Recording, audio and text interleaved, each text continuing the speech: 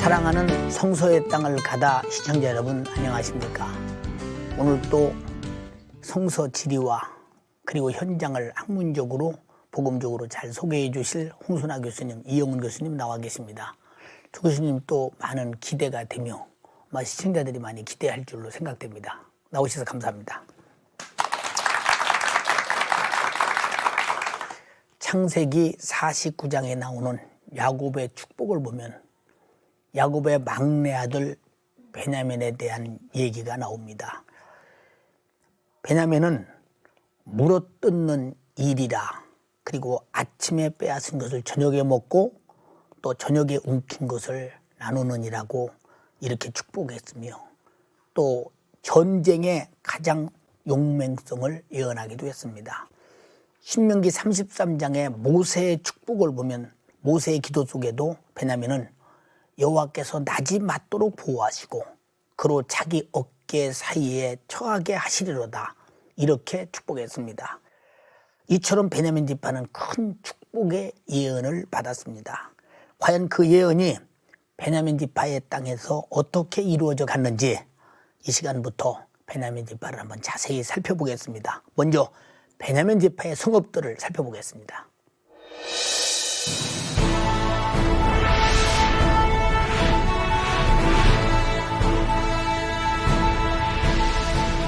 베냐민 지파의 땅에는 이스라엘을 남과 북으로 연결하는 전략적 요충지가 있었는데 그 대표 성읍이 바로 여리고다.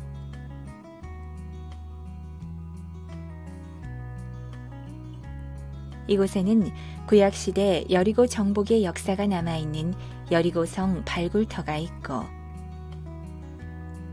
신약시대 세리장 삭개오의 흔적이 담긴 삭개오의 뽕나무가 있다.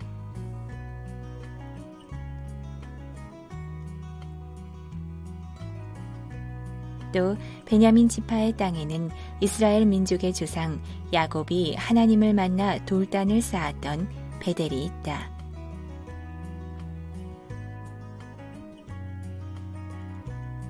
그리고 이스라엘의 위대한 선지자 사무엘의 무덤이 있는 미스바도 있다.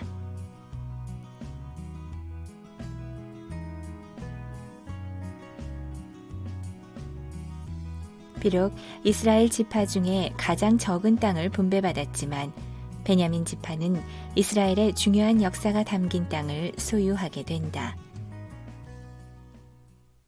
여러분은 지금 화면을 통해서 베냐민 지파의 땅들을 보셨습니다. 베냐민이 어떤 사람이기에 그런 축복을 받고 출발했는지 많이 궁금합니다. 먼저 이 교수님, 베냐민은 어떤 인물인지 좀 소개해 주시겠어요? 네, 구약의 족장 가운데 한 사람 야곱. 네. 그 야곱의 사랑하는 아내 라헬로부터 난 아들입니다. 특별히 사랑하는 아내가 낳은 아들 둘이 있는데 요셉과 베냐민이고, 이 베냐민이 마지막 아들입니다.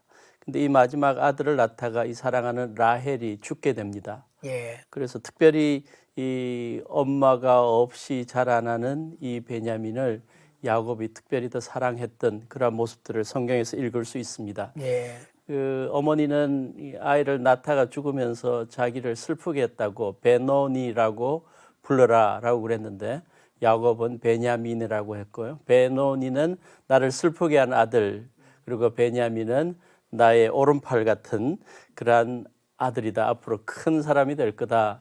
그러한 의미를 불어넣어주고 있습니다.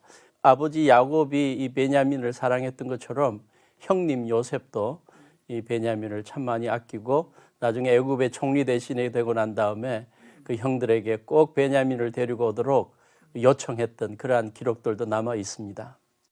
지금 교수님께 말씀 들으면서 그 요셉이 베냐민을 데려오도록 했던 그런 성경의 장면을 생각할 때 좀 가슴이 뭉클하기도 합니다. 교수님, 좀 늦었지만 베냐민 지파의 땅은 어느 정도나 되었으며 또 어느 곳인지 지도를 통해 좀 자세히 설명해 주시겠어요? 네, 이스라엘이 대부분 안 가보셨고 또 예. 가보신 분들도 익숙지 않아 가지고 지도를 통해서 다시 한번 보시겠습니다. 먼저 이스라엘의 그 독특한 지형을 한번 전체를 보셔야 될 것 같습니다. 여기가 지중해입니다. 그리고 이 해변에 있는 이 지역을 해안 평야라고 합니다. 또 이 남쪽은 블레셋 평야라 그러고요. 또 이 지역을 우리가 잘 아는 대로 샤론 평야라 그럽니다. 찬송가 때문에 잘 알려져 있죠. 그다음에 이렇게 가운데 있는 중앙 산악 지역을 이제 중앙 산악지대라고 하고요. 그다음 요단강이 있는 이 지역은 해수면 아래의 지역으로 요단 지구대라고 합니다. 그런데 이 베냐민 지파는 그 막강한 유다 지파와 또 막강한 요셉의 자손들인 에브라임과 므낫세 지파가 있는 그 사이에 있었습니다. 물론 땅은 굉장히 작았지만은 이 강한 지파 사이에서 교통의 요지였습니다. 이 산악지대를 관통하는 남북도로, 또 이 여리고나 이쪽 지역에서 올라오는 이 동서를 관통하는 도로가 있는 요충지, 전략지에 있었습니다. 위치를 다시 설명드리면 예루살렘부터, 즉 흰놈 골짜기부터 기럇 여아림 지역까지가 되겠습니다. 그리고 베델 지역, 그리고 요단강과 또 염해, 즉 사해 지역, 이렇게 좁은 지역이지만은 굉장히 전략적인 곳을 분양받았습니다. 그럼 베냐민 지파의 성읍 중에서 가장 중요하다고 인정되는 성읍은 어딜까요? 예, 처음에도 말씀드렸지만 다윗 시대의 예루살렘, 즉 여부스가 정확하게 이야기하면 베냐민 땅입니다. 흰놈 골짜기, 흰놈의 아들 골짜기라고 있지 않습니까? 예, 예. 거기가 경계선이기 때문에 그 위쪽은 베냐민 지파의 땅이니까 예루살렘이 베냐민 지파의 땅이었죠. 그다음 이제 기브아, 즉 사울왕의 고향인 기브아도 있었고요. 그다음 또 라마라고 하는 곳이 있습니다. 사무엘의 고향. 이런 곳들이 다 베냐민 지파의 땅이었습니다. 그러니까 굉장히 중요한 성읍들이 많았던 곳이 작지만 베냐민 지파의 땅이었죠. 그 베냐민 지파가 우리가 이렇게 볼 때는 그저 베냐민 지파가 12지파 중에 하나 이 정도로 이렇게 생각을 하지 않습니까? 근데 사실 신약에 와서 사도 바울은 뭐 자신이 베냐민 지파의 후손이라고 강조하면서 나는 지파로는 베냐민 지파 사람이라고 강력하게 말하는데, 구약 시대의 베냐민 지파의 위상이 어느 정도였고 얼마나 지파 중에 뛰어났고 얼마나 자랑스러울 만한 지파이기에 사도 바울까지 자신이 이렇게 베냐민 지파를 강조하며 자기가 후손임을 말했을지 그거 궁금하거든. 이 교수님 좀 말씀해 주시죠. 네, 베냐민 지파와 관련된 구약의 여러 중요한 사건들 몇 개를 보면 예. 그 가운데 가장 부각되는 게 이스라엘이 딴 나라들과 전쟁을 할 때 참 예. 용맹스럽게 싸우고 앞장서서 싸웠던 그러한 지파들이다라는 것을 부각시킵니다. 그래서 야곱의 축복 속에서도 베냐민은 물어뜯는 일이다. 그래서 아침에 빼앗은 것 저녁에 먹고 저녁에 움킨 것 나눈다. 그래서 항상 전쟁에 앞장서는 모습을 암시하고 있는데, 가장 대표적인 예가 여사사 드보라가 가나안 족속하고 싸우게 될 때 이 베냐민 지파가 앞장서서 싸워주는 그러한 기록들이 나오고 있습니다. 그 다음에 왼손잡이 사사 에훗이 또 그 백성들을 구원하는 일에 앞장섰던 지도자였고, 또 모르드게가 페르시아 시대에 이스라엘 유다 백성들이 멸절할 위기에도 이기게 구해내는 그러한 역할을 했고, 그 다음에 또 사무엘상에 보면 베냐민 지파에서 기럇 여아림이라는 곳에서 하나님의 법궤를, 하나님의 임재 상징인 법궤를 20년 동안 지키고 모시고 있었던 그러한 역할도 했고, 또 굉장히 중요한 이스라엘 통일왕국 시대의 첫 왕인 사울이 베냐민 지파에서 출생하고 또 나오게 되고 그랬습니다. 그래서 아마 사도 바울도 내가 베냐민 지파라고 이야기할 때는 그러한 여러 지도자들의 그 출현에 대해서 자부심을 갖고 있었고 또 이스라엘 전체의 여러 가지 사건들에 앞장서서 싸워준 우리 베냐민 지파다. 그런 것을 내세울 수 있었던 그러한 그 자부심을 느끼지 않았느냐 그렇게 생각할 수 있습니다. 네, 오늘 교수님 말씀 이렇게 들어보니까 국력으로는 사실 전쟁의 용맹한 용사. 사실 베냐민 지파는 전쟁을 통해서 많이 희생도 하지 않았습니까? 그런 그 절대적 자부심. 그리고 인물로는 그렇게 많은 역사 속에 정치적으로 일어난 상황을 바라보면서 참 바울이 자랑할 만하다 이런 생각이 되어지면서 우리 조상들도 좀 그런 조상들이 많이 있었으면 얼마나 좋았겠는가 하는 생각이 들면서 오늘날 우리가 그런 좋은 조상이 돼야 되겠다는 생각이 들기도 합니다. 이번에는 베냐민 지파의 성읍들 중 첫 번째로 기브아로 가보시겠습니다.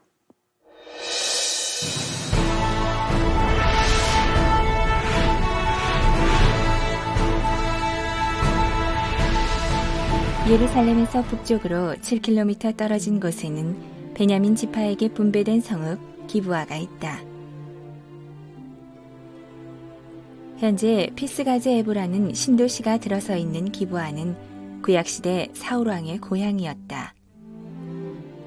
당시 옛 성소가 있었기에 이곳은 하나님의 기브아라고 불리기도 했다. 하지만 사울은 하나님의 말씀에 순종하지 못했고 결국 그의 역사는 땅속에 묻히고 만다.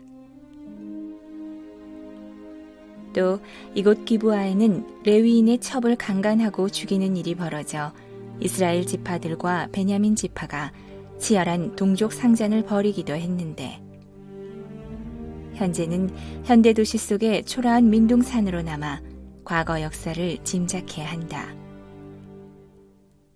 우리는 베냐민 지파의 성읍 기브아를 보셨습니다. 지도를 통해서 베냐민 지파의 성읍 기브아가 어떤 곳인지 우리 홍 교수님께 한번 여쭤보겠습니다. 교수님 설명해 주시죠. 네, 지도를 보시면서 기브아가 어떤 곳인지를 설명드리겠습니다. 역시 이스라엘은 그 예루살렘을 중심으로 해서 보셔야 될 것 같습니다. 예루살렘에서 북쪽으로 한 5km 정도 가면은 텔 엘 풀이라고 하는 그 지역에서 제일 높은 언덕이 있습니다.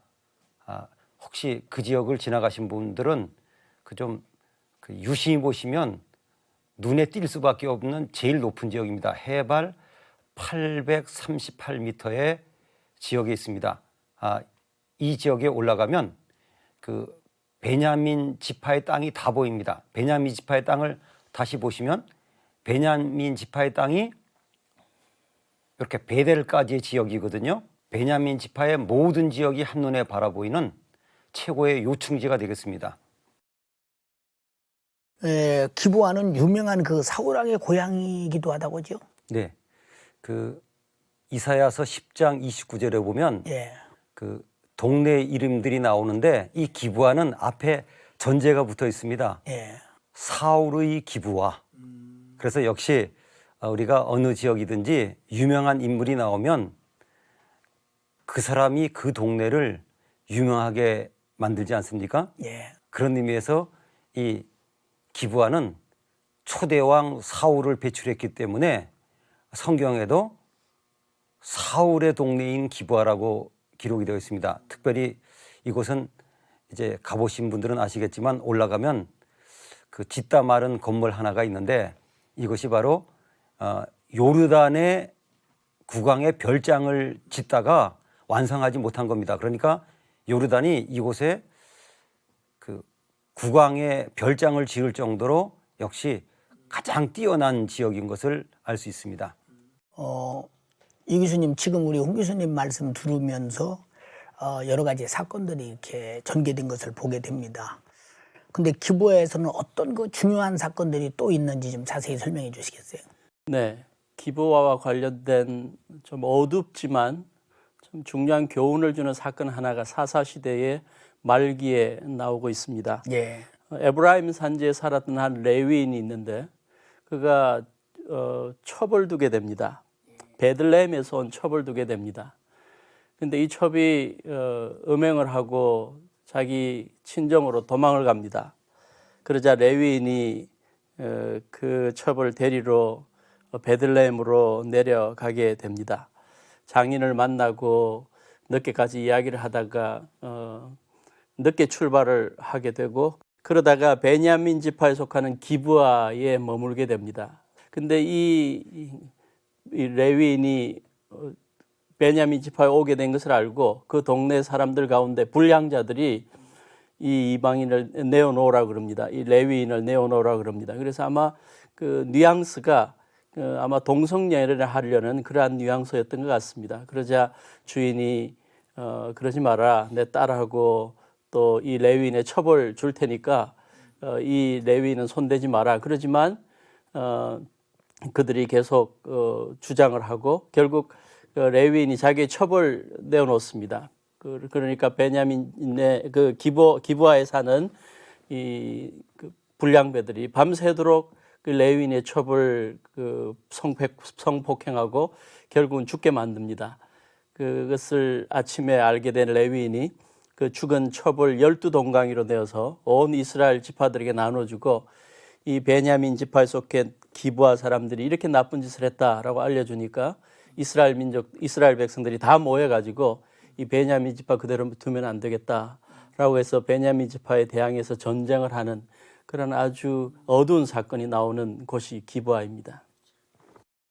좀 이렇게 교수님 말씀 들어보니까 베냐민 지파의 그 안타까운 사정이 잘못된 행동을 통해서 이루어지는 그런 죄값에 대한 최후의 인과응봉을 보면서 참 우리가 성경을 통해서 바로 배울 것은 언제든지 어느 시대든지 하나님 앞에 의롭게 살아야 되겠다 하는 것을 끝없이 전해준 메시지인 것 같습니다.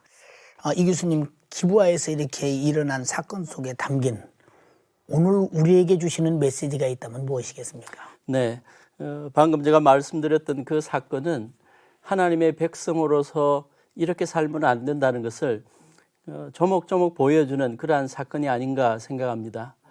레위인이 첩을 두었다.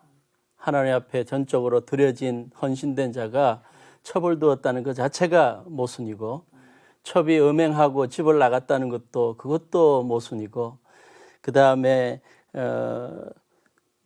불량배들이 나그네를 대접하기보다 동성연애 하려고 그를 요구하는 그러한 것들도 참 하나님 앞에서 심각한 사건이고, 또 레위인이 자기 목숨 건지려고 자기 첩을 내어주는 그 자체도 그렇고, 이 사건에 나타나는 하나하나가 다 지금 안 좋은 행동들만 나타나고 있습니다.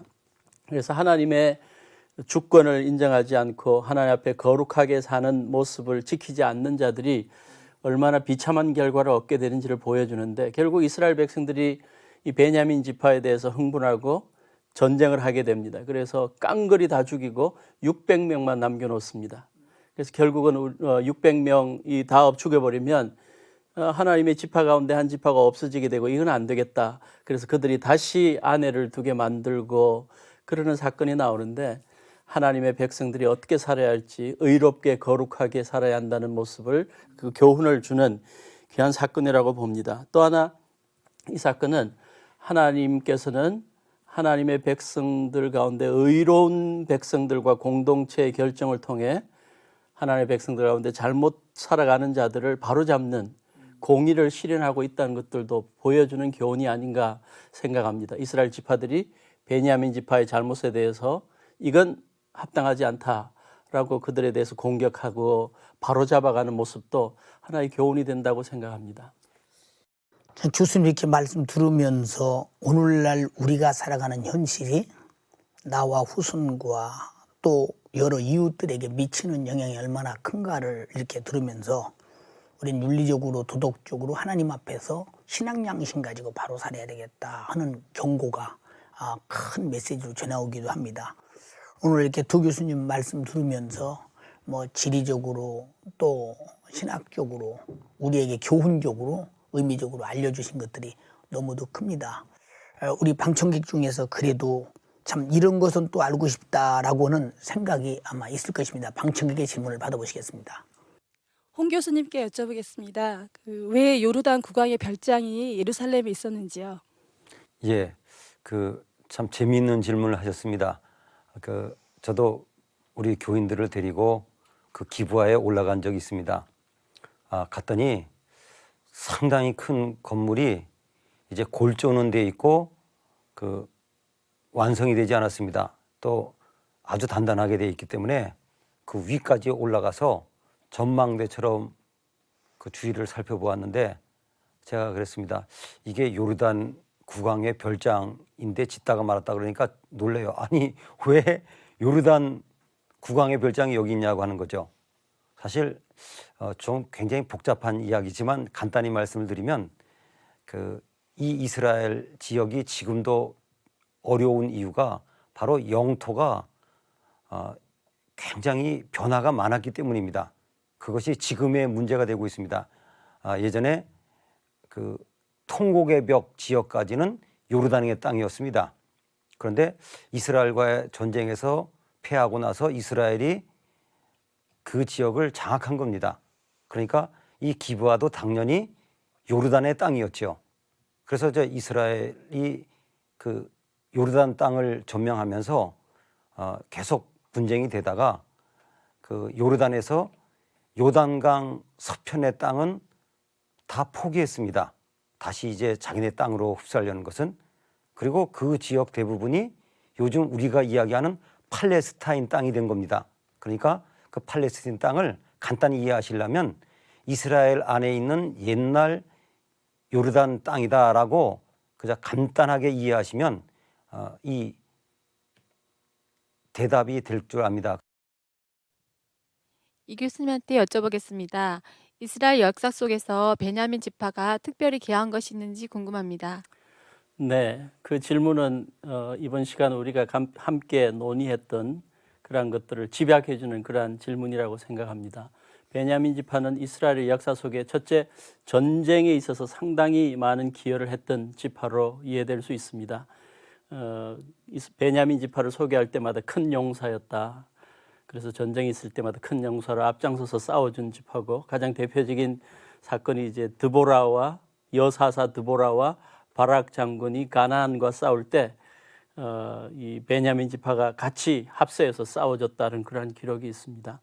그 다음에 이 베냐민 지파는 그 왕을 배출한 그러한 지파이기도 하죠. 통일 왕국의 첫 왕 사울 왕, 그 다음에 그의 아들 이스보셋이라는 사람들이 통치했던 그러한 정치가들을 배출했던 그러한 역할도 하고, 그 다음에 하나님의 임재 상징인 법궤를 좀 지키고 있었던 그러한 신앙적인 그러한 기여를 한 적도 있고, 모르드게 같은 사람이 그 유다 백성들이 멸절하려는 시점에 용기를 보인 그러한 기여를 한 면도 우리가 생각해 볼 수 있습니다. 오늘 교수님들의 그 방청객의 그 답변이 충분하고 은혜스러웠습니다. 오늘 참 이 시간이 참 귀하게 지나간 것 같습니다. 오늘 두 교수님 좋은 말씀 감사합니다.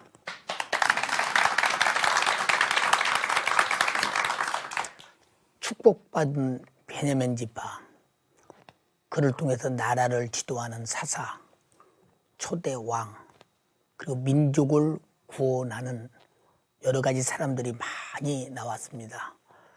그러나 그 축복받은 베냐민 지파가 잘못된 일을 저지르고, 그리고 살인을 일삼고, 그리고 같은 지파끼리 같은 동족 지파를 이렇게 곤란하게 만들고, 때로는 못된 짓을 저지름으로 말미암아서 가장 불행한 일 다 전멸하고 600명만 남는 사건도 있었습니다.